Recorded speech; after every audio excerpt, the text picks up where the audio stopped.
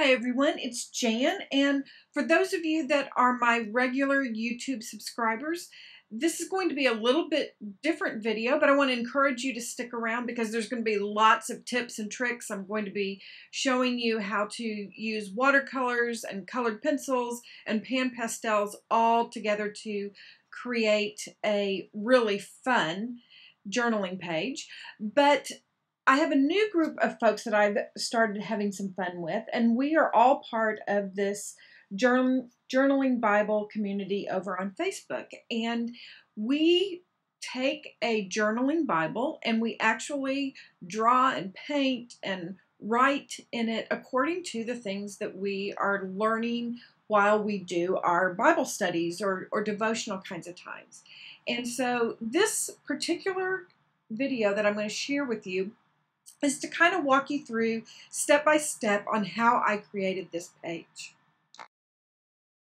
Actually, there's two pages, one in the Old Testament and one in the New, and kind of the whole thing that ties them together is what this journaling page is about. I'm using this Advent devotional from the Village Church in Dallas, Texas. My sister goes there, and we're in the middle of Advent season, and so my quiet time has been really focused around that. And I am going to introduce you to some of the things that I do when I am journaling, doing art journaling in my Bible. You saw that I use a kneaded eraser, I use a number 2 pencil, and I have a white eraser on the top, and you want a really good sharpener, so we are always working with a sharp pencil. This is one, I'll put it down the supply list, but it's actually you use both of those sharpeners to get it really, really, really sharp. So basically when I start, I have been working through the devotional, and this is the topic for this particular day. He came just as he said he would. And then the study went on through, and it began having us look in the Old Testament and in the New Testament, something that was prophesied or told about in the Old Testament, and then in the New Testament, the verses that showed how that was fulfilled in the birth of Jesus. Very, very, very cool. And in my head, my mental visual that came from that was this scroll that started in the Old Testament and then would go over to the New Testament. And I found a little reference photo online, and I highly recommend that. I am not an artist that just can sit down and draw things out of my head. I love working on things that I can look at as a reference. So I found a reference and had it ready on my phone for me to look at. I usually start with my titling or making sure that I know where my words are going to be when I am working in my journaling Bible. And for those of you that haven't been following me mostly on Facebook or Instagram, you may not have seen some of this. I have a great blog post that kind of explains why I'm doing some Bible journaling. I've really come to love it. And I can share a little bit more with you there, but I wanted you to see this process. So I'm going to begin by watercoloring, and I found that because these Bible pages are particularly thin, I need to work with as little water as possible. And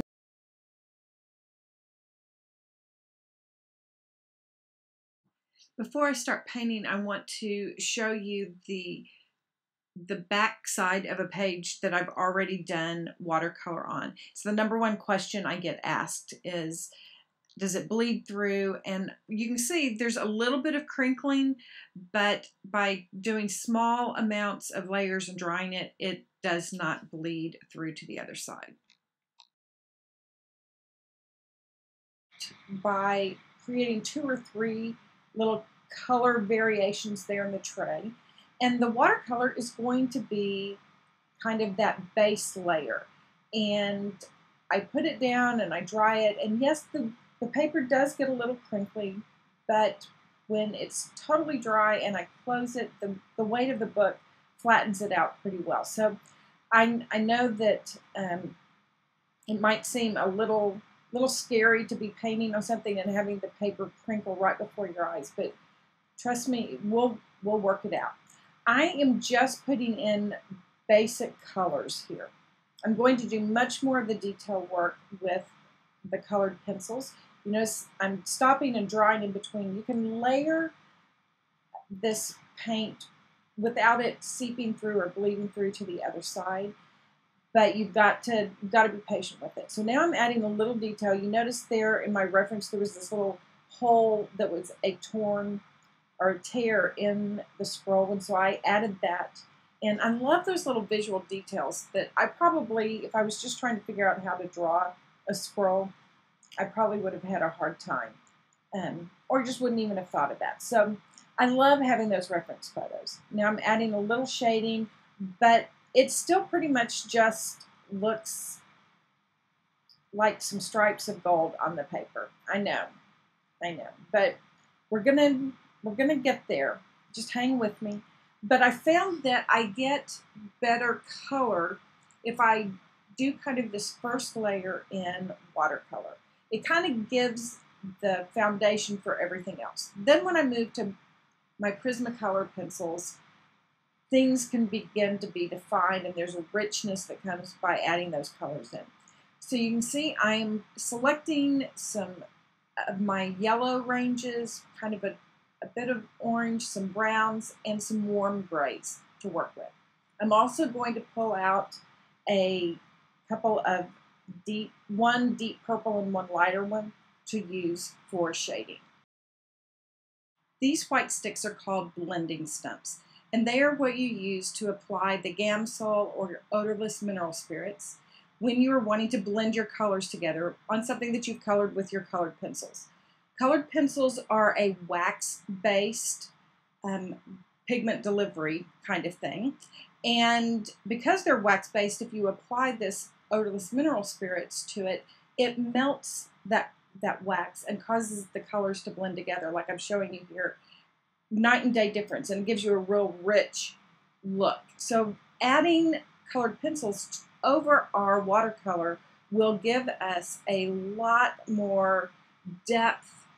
It begins to look more real than we can actually accomplish with just watercolors. And for me, there's a little more control with it because watercolors kind of go where they want to go. I can get to the detail with this. So what you're seeing is I'm going to lay down just a little bit of color at a time. You can erase your colored pencils before you've applied Gamsol to them. But once you have applied the Gamsol, they're kind of permanent. They're very sheer. You can see that you can still read through the coloring that I've done. But what I suggest that you do, even if you are not new to working with colored pencils, the paper that we're working on in our Bibles is a little bit different than anything that we've colored on in the past. So I have found the very best method is to just do a little bit at a time. Add a little color, do a little blending. Add a little more color, do a little more blending. And you'll get better results. So I'm back working on this particular little hole in the scroll, and what I found makes it look really real is if there's kind of even a cast shadow down in that hole. So I used a lighter gray, and then I came back in with some dark black over on the edge where there is the darkest part of it.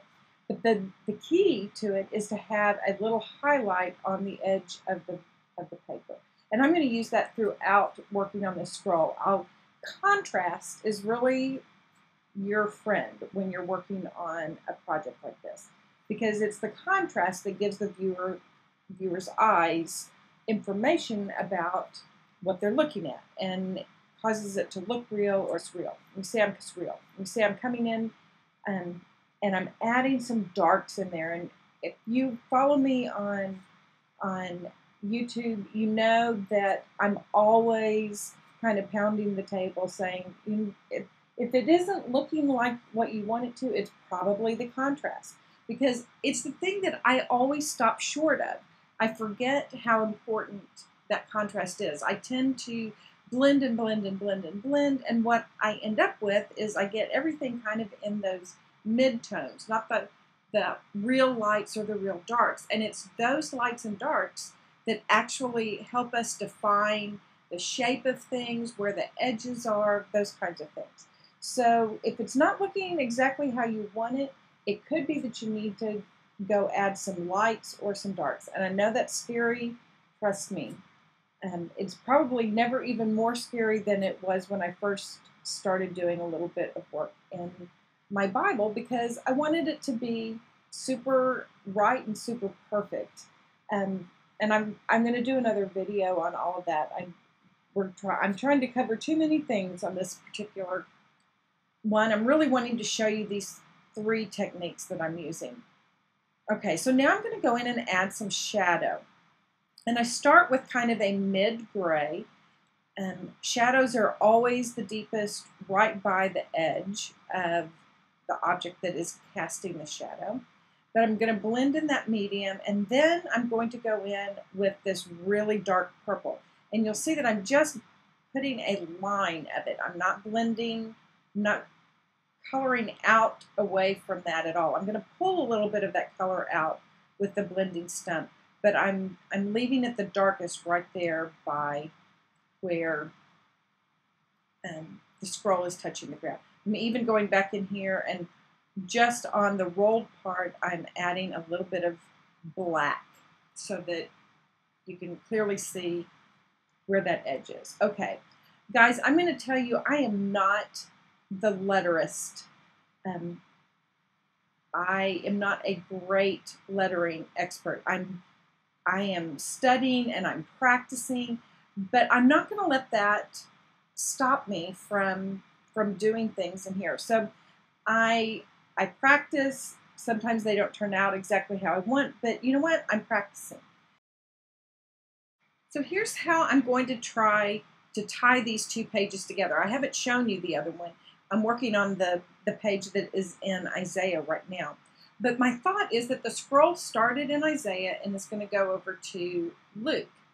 So I have taken the Hebrew word for Luke and written it in Hebrew on the scroll, kind of telling the person that where we are headed is to Luke. And Luke in Hebrew is the word and it means light. So I put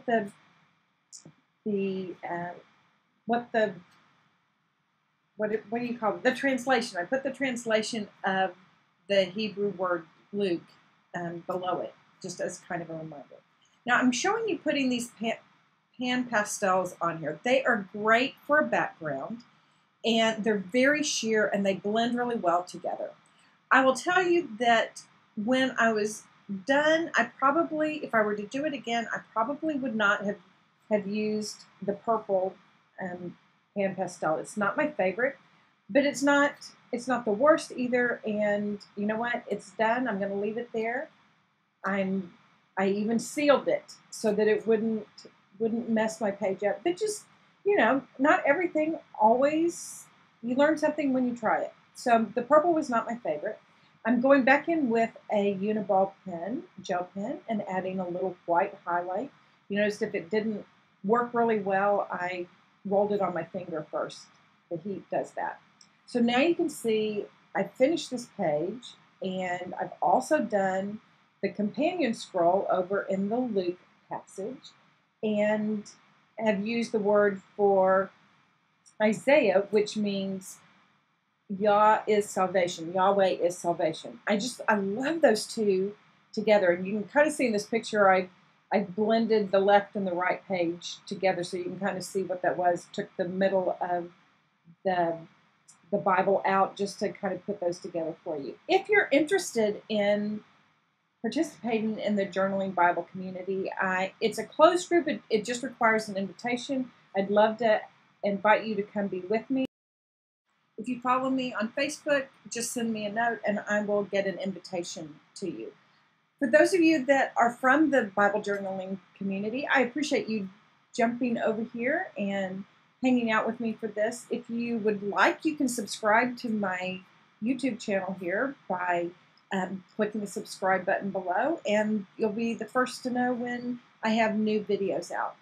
Thank you, all of you, for coming and hanging out with me. As always, follow me on Instagram, Pinterest, Facebook, and Twitter, and I'll be back with another tutorial really soon. I'd like to wish all of you a Merry Christmas and a happy Advent season, and be sure to take some time for creative play. I'll see you soon.